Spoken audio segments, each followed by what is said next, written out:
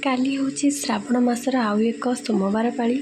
तो जो मैंने बोलबम नहीं कि जाती आ श्रावण मासरे व्रत उपवास रखती से आज भिडियोटी जाना निहाती दरकार। ताले आसतु आज सुंदर भिडियोटी आम जाना आम श्रावण मासरे कौन सब करवा आमको कौन कौन सब करवा उचित नुहे से विषय संपूर्ण तथ्य आपण मैंने यही भिडियो पाइबे। शिवंक उपरे जल अर्पण करंतु श्रावण मासरे श्रावण सोमवार सकाळु उठिकी शिवलिंगक उपरे जल ढाळंतु मनरे ओम नमः शिवाय ओम नमः शिवाय एहाकु जप करंतु। यही छोट काम घरे शांति और समृद्धि आनी थाए। पिलामानकु भी सांगरे नियंतु एहा द्वारा से माने मध्य ए विषय जानि पारिबे आ ठाकुरंक आशीर्वाद मध्य तांकु मिलिबो। घरे आपण माने श्रावण मासरे दीप जालतु। संध्या बेले घर मंदिर रे घीर दीप जालिले बहुत शुभ। अंधार दूर होइकी घरे पॉजिटिव एनर्जी आसे। यही 5 मिनिट आपण मानकु दिनर थकापण भुलाई देव। परिवार सह मिसिकी आपण समस्ते मिसिकी गोटे जगार प्रार्थना कले बहुत मंगल होइथाय। उपवास किंबा फलाहार करंतु। श्रावण सोमवार दिन फल आउ दूध खाई उपवास करंतु। शरीर डिटॉक्स हुए आ मन शांत रहे। घर समस्ते मिसिकी जदि उपवास करेंगे ताहले घर परिवार सदस्यों मध्य भल बॉन्डिंग बढ़े। क्या जोर जबरदस्ती करंतु नहीं, जेतिकी हम सेतिकी करंतु। जदि जार इच्छा होची एमती उपवास करने फलाहार करके सात्विक भोजन करके रही से माने करंतु। यही मासरे महादेवंकर कहानी समस्ते शुणु। विशेषकर जो सोमवार पाली आमर पड़ुची श्रावण मासरे तो से सोमवार पाली रे आपण मैंने महादेवंकर कहानी सब शुणु। कहीं श्रावण मास सबुठारु बहुत भल मास जे शिवंकर आम उपरे आशीर्वाद मिल जहाँ आम मनस्कामना करवा ताहा निश्चय पूरण हम। से आम ठाकुरंकर महादेवंकर कहानी यही मासरे शुणिले आमपाई बहुत भल। रात्रि शोवा पूर्व शिव पुराणर कहानी निश्चय पढ़तु। पिलामानकु शिवंकर साहस कथा शुणु। एटा तांको मध्यरे भल संस्कार आनी थाए। आ टीवी बंद करके 10 मिनिट आपण माने कथा हुंतु जे कौन केमती शिव ठाकुर विषय सब आप कहानी शुणिले जानिले ये सब विषय निश्चय समस्त को जानवा दरकार। आई मसरे घर को सफा रखु। श्रावण मसरे घर सफा सुतरा निहाती रहिबा दरकार। आमे जानिछंती जे जेकोसी व्रत उपवास पूजा पर्वणी है आम मैंने घर को सफा सुतरा करती कारण देवी देवता पूजा होता है से।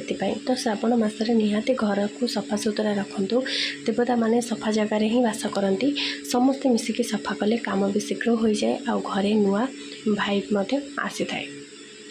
जो मैंने एपर्यंत वीडियो गुड़े लाइक करना निश्चय लाइक करेंगे। कमेंट समस्ते हर हर महादेव थरुटी लिखिए। आपण भगवान शिव शंकर कृपा सेमती रही था। नंबर 6 आसतु जाना बेलपत्र आपण मैंने श्रावण मासरे ठाकुर को निश्चय अर्पण करूँ। शिव को 3टी पत्र थिबा बेलपत्र निश्चय अर्पण करूँ। यह बहुत शुभ। आ बेलपत्र नथिले मनरे भक्ति आपण मैंने ठाकुर को जल अर्पण करूँ। ये छोट पत्र बड़ बड़ इच्छा पूरण करे। पिलामानकु बेल गछर महत्व बुझातु। आपड़ जदि किछि भी नहीं ना केवल बेलपत्र टे ठाकुर को अर्पण कर जल ढाली सेतिकी हो गला तो आपणकर मनस्कामना निश्चय ठाकुर पूरण करेंगे। ये बोलबम जो मैंने जाउछंती कि न जापरी मसरे श्रावण मसरे परिवार लोकों सह मिसिकी भजन कले बहुत शुभ। सप्ताह गोटे दिन घरे भजन करूँ। विशेषकर सोमवार रे मोबाइल शिव भजन लगे समस्ते गाँतु शुणु। यहाँ घरे शांति और प्रेम बढ़ई थाए। झगड़ा भी यह द्वारा कम हो जाए। नंबर 8 गरीब लोकों को खाइबा को दिंतु। श्रावण मासरे जिते पारिबे दान करंतु। गोटे भोकिला लोकों को खाइबा को देले शिव निश्चिंत खुशी हुंती। पिला मानकु सांगरे नेकी दान करंतु। से माने सेवा शिखिबे जे एमिति दान करा जाए। अन्यर दुख देखिले अन्य को सेवा करा जाए तो से माने मध्य बुझी पारिबे। यही मासरे सबुज रंग पिंधिले बहुत भल। श्रावण मासरे महिला माने सबुज चूड़ी आ शाढ़ी पिंधती। ये रंग सुख और समृद्धि प्रतीक होता है। घरे भी सबुज पत्र आ फूल निश्चय रखु। यह द्वारा मन खुशी हो जाए। यही मासरे झगड़ा कहीं भी का सहित करंतु नहीं। जिते पारिबे मन को कंट्रोल रखु। श्रावण मासरे घरे शांति रखु। रागिले भी ठंडा मुंडरे कथा हुंतु। शिव शांति पसंद करती। घर शांत रहिले सब काम सहज हुए। ଆପଣମାନେ ଏହି ମାସରେ ଜଳକୁ ସଞ୍ଚୟ କରନ୍ତୁ। ଶିବଙ୍କୁ ଜଳ ଅର୍ପଣ କରୁଥିବା ବେଳେ ଜଳ ଅପଚୟ କରନ୍ତୁ ନାହିଁ। ପିଲାମାନଙ୍କୁ ଜଳର ମୂଲ୍ୟ ଶିଖାନ୍ତୁ। ଗୋଟେ ବାଲ୍ଟିରେ ଜଳ ନେଇ କାମ କରନ୍ତୁ। ପ୍ରକୃତି ଆଉ ଭକ୍ତି ଦୁଇଟା ଏକାଠି ଆପଣଙ୍କର ହୋଇପାରିବ। ତୁଳସୀ ପୂଜା କରନ୍ତୁ। ଘର ଆଗରେ ଥିବା ତୁଳସୀଙ୍କୁ ପ୍ରତିଦିନ ଜଳ ଦିଅନ୍ତୁ। ସନ୍ଧ୍ୟାବେଳେ ଦୀପ ଜଳାନ୍ତୁ। ତୁଳସୀ ଘରେ ରୋଗକୁ ଦୂର କରେ, ପରିବାର ସୁସ୍ଥ ରହେ। ତ ଯେକୌଣସି ମାସ ହେଉନା କାହିଁକି ଆମେ ତୁଳସୀଙ୍କର ପୂଜା ସବୁବେଳେ କରିବା ଦରକାର। ସକାଳୁ ଶୀଘ୍ର ଉଠନ୍ତୁ। ଶ୍ରାବଣରେ ସକାଳ 6ଟାରୁ ଆଗରୁ ଉଠି ଯାଆନ୍ତୁ। ଗାଧୋଇ ପୂଜା କଲେ ସାରା ଦିନ ଭଲରେ ଯାଏ। ପିଲାମାନଙ୍କୁ ବି ଅଭ୍ୟାସ କରାନ୍ତୁ। ଶରୀର ଆଉ ମନ ଦୁଇଟା ଯାକ ସୁସ୍ଥ ରହିଥାଏ। ଶ୍ରାବଣ ମାସରେ ମନ୍ତ୍ର ଜପ କରନ୍ତୁ। ଦିନରେ 108 ଥର ଓମ୍ ନମଃ ଶିବାୟ, ଓମ୍ ନମଃ ଶିବାୟ ଏହାକୁ ଜପ କରନ୍ତୁ। କାମ କରୁ କରୁ ମନେ ମନେ ଜପ କରିପାରିବେ। ଚିନ୍ତା କମ୍ ହୋଇ ମନ ଶାନ୍ତ ରହେ। ଘରେ ନକାରାତ୍ମକତା ଦୂର ହୋଇଥାଏ। ପତି ପତ୍ନୀ ଏକାଠି ପୂଜା କରନ୍ତୁ ମିଶିକି। ସୋମବାର ଦିନ ସମସ୍ତେ ମିଶିକି ପୂଜା କଲେ ବହୁତ ଶୁଭ। ଏଇଟା ସମ୍ପର୍କକୁ ମଜବୁତ କରିଥାଏ। ଘରେ ପ୍ରେମ ଆଉ ବୁଝାମଣା ଭଲ ରହିଥାଏ। ଶିବ ପାର୍ବତୀଙ୍କ ଆଶୀର୍ବାଦ ମଧ୍ୟ ମିଳିଥାଏ। ପିଲାମାନଙ୍କୁ ଶିଖାନ୍ତୁ ଯେ ଶିବଙ୍କର ସରଳତା କଥା ବୁଝାନ୍ତୁ। ସେମାନଙ୍କୁ ଦୀପ ଜାଳିବା ଆଉ ଫୁଲ ଦେବା ଶିଖାନ୍ତୁ। ଛୋଟବେଳୁ ଭକ୍ତି ଶିଖିଲେ ଜୀବନ ସଫଳ ହୁଏ। ସେମାନେ ଭଲ ମଣିଷ ହୋଇକି ବାହାରନ୍ତି।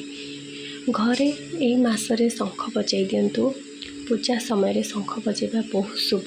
ଶଙ୍ଖର ଶବ୍ଦରେ ଘରର ନକାରାତ୍ମକ ଶକ୍ତି ଚାଲିଯାଏ। ସମସ୍ତଙ୍କ ମନ ପବିତ୍ର ହୁଏ। ଏଇଟା ବହୁତ ପୁରୁଣା ପରମ୍ପରା। କିନ୍ତୁ ଶିବଙ୍କ ପୂଜାରେ ଶଙ୍ଖ ବିଲକୁଲ ବି ବଜାନ୍ତି ନାହିଁ। ସାତ୍ତ୍ୱିକ ଖାଇବା ଖାଆନ୍ତୁ। ଶ୍ରାବଣରେ ପିଆଜ ରସୁଣ କମ୍ ଖାଆନ୍ତୁ।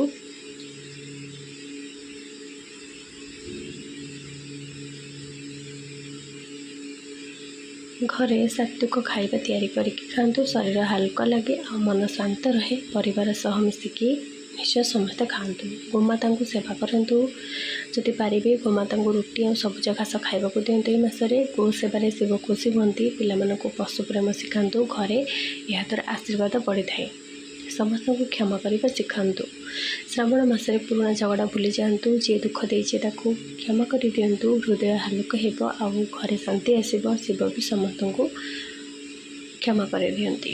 ରୁଦ୍ରାଭିଷେକ ଦେଖନ୍ତୁ। ଘରେ ବସିକି ରୁଦ୍ରାଭିଷେକ ଭିଡ଼ିଓ ଦେଖନ୍ତୁ। ପରିବାର ସହ ମିଶି ଦେଖନ୍ତୁ ଆଉ ଜପ କରନ୍ତୁ। ମନ୍ଦିର ଯାଇ ନପାରିଲେ ବି ଏହାଦ୍ୱାରା ବି ପୁଣ୍ୟ ମିଳିଥାଏ। ଘରେ ହିଁ ମନ୍ଦିର ଭଳି ମାହୋଲ ହୋଇଥାଏ। ଫୁଲ ଆଉ ବେଲପତ୍ରର ମାଳ ତିଆରି କରିଦିଅନ୍ତୁ। ବଜାରରୁ ଆଣି ନିଜେ ମାଳ ତିଆରି କରନ୍ତୁ। ପିଲାମାନଙ୍କୁ ସାଙ୍ଗରେ ନିଅନ୍ତୁ। ଏଇଟା ସମୟ ବି ବିତିଯିବ ଆଉ ଭକ୍ତି ବି ହେବ। ଶିବଙ୍କୁ ଅର୍ପଣ କଲେ ଖୁସି ହୁଅନ୍ତି। ସନ୍ଧ୍ୟା ଆରତି କରନ୍ତୁ। ପ୍ରତିଦିନ ସନ୍ଧ୍ୟାରେ 5 ମିନିଟ୍ ଆଳତି କରନ୍ତୁ। ଘର ସମସ୍ତେ ଏକାଠି ହୁଅନ୍ତୁ। ଦିନର ସବୁ ଥକାପଣ ହାଲିଆ ଏସବୁ ଦୂର ହୋଇଯିବ। ଘରେ ଦୈବୀୟ ଶକ୍ତି ସବୁ ଆସିବେ ଆଉ ଏହାଦ୍ୱାରା ଘରେ ପଜିଟିଭ୍ ଏନର୍ଜି ରହିବ ଆଉ ସମସ୍ତେ ଖୁସିରେ ରହିବେ। ଗରିବ ଛାତ୍ରମାନଙ୍କୁ ସାହାଯ୍ୟ କରନ୍ତୁ। ଯଦି ପାରିବେ କିଛି ପିଲାମାନଙ୍କୁ ଖାତା ପେନ୍ ଦାନ କରନ୍ତୁ। ଶିକ୍ଷାଦାନ ସବୁଠାରୁ ବଡ଼ ଦାନ ଅଟେ। ଶିବ ଜ୍ଞାନର ଦେବତା ଅଟନ୍ତି। ତ ଆପଣଙ୍କ ପିଲାଙ୍କର ପଢ଼ା ବି ଭଲ ହେବ। ମୋବାଇଲ କମ୍ ବ୍ୟବହାର କରନ୍ତୁ। ଶ୍ରାବଣରେ ଟିକେ ମୋବାଇଲ କମ୍ ଧରନ୍ତୁ। ପରିବାର ସହ କଥା ହୁଅନ୍ତୁ ଆଉ ସମୟ ବିତାନ୍ତୁ। ମନ ଶାନ୍ତ ରହିବ ଆଉ ସମ୍ପର୍କ ବଢ଼ିବ। ଭକ୍ତି ପାଇଁ ମଧ୍ୟ ସମୟ ଆପଣଙ୍କୁ ମିଳିବ। ଘରେ ରୁଦ୍ରାକ୍ଷ ରଖନ୍ତୁ। ମନ୍ଦିରରେ ଗୋଟେ ରୁଦ୍ରାକ୍ଷ ମାଳ ରଖନ୍ତୁ। ପୂଜା ସମୟରେ ତାକୁ ଜପ କରନ୍ତୁ। ଏଇଟା ଘରେ ସୁରକ୍ଷା ଆଣିଥାଏ। ନକାରାତ୍ମକ ଶକ୍ତିକୁ ମଧ୍ୟ ଦୂର କରିଥାଏ। ପାର୍ବତୀ ମାତାଙ୍କୁ ମଧ୍ୟ ଏହି ମାସରେ ପୂଜା କରନ୍ତୁ। ଶିବଙ୍କ ସହ ପାର୍ବତୀ ମାତାଙ୍କୁ ବି ପୂଜା କଲେ ବହୁତ ଶୁଭ। ମହିଳାମାନେ ନିଜ ସୁଖ ପାଇଁ ପ୍ରାର୍ଥନା ମା ପାର୍ବତୀଙ୍କୁ କରିପାରିବେ। ଘରେ ସ୍ତ୍ରୀମାନଙ୍କର ସମ୍ମାନ ଏହାଦ୍ୱାରା ବଢ଼ିଥାଏ। ପରିବାର ସୁଖୀ ହୋଇଥାଏ। ବର୍ଷା ଜଳରେ ଏହି ଶ୍ରାବଣରେ ଗାଧାନ୍ତୁ। ଯେହେତୁ ଶ୍ରାବଣ ମାସ ତ ଯଦି ସୁଯୋଗ ମିଳେ ବର୍ଷା ଜଳରେ ଗାଧେଇବେ। ଏଇଟା ଶରୀର ଆଉ ମନକୁ ଶୁଦ୍ଧ କରେ। ପିଲାମାନେ ବହୁତ ଖୁସି ହୁଅନ୍ତି। ପ୍ରକୃତି ସହିତ ଯୋଡ଼ି ହୁଅନ୍ତି। ଆପଣମାନଙ୍କ ପିଲାବେଳେ ଏମିତି ବର୍ଷାରେ ଭିଜିଛନ୍ତି ନା ନାହିଁ ନିହାତି କମେଣ୍ଟରେ କହିବେ। ମୁଁ ତ ବହୁତ ସାରା ଭିଜେ। ମୋତେ ବହୁତ ଭଲ ଲାଗେ।